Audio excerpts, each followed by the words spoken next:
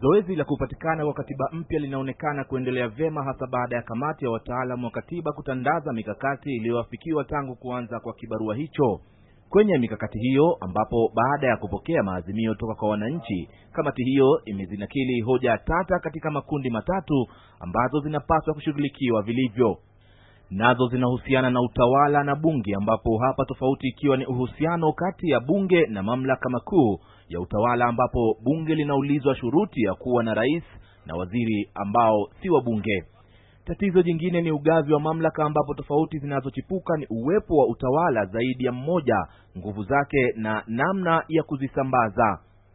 Swala la namna ya kuanzisha katiba mpya bila kuathiri asasi kuu za utawala ya serikali, ambapo swala la kandarasi zao zinachukua mwelekeo, pia ni miongoni mwa tatizo kuu.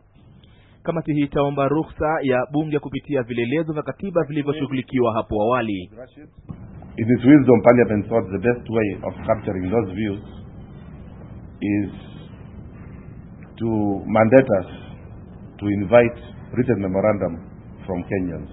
In this sort of exercise, it's consensus that matters. You cannot have unanimity on every issue. Kufuatia maendeleo haya, mkuu wa sheria nchini amesema kwamba iwapo mikakati iliyoezekwa itafatwa, basi Wakenya huenda wakapata katiba mpya katikati ya mwaka ujao.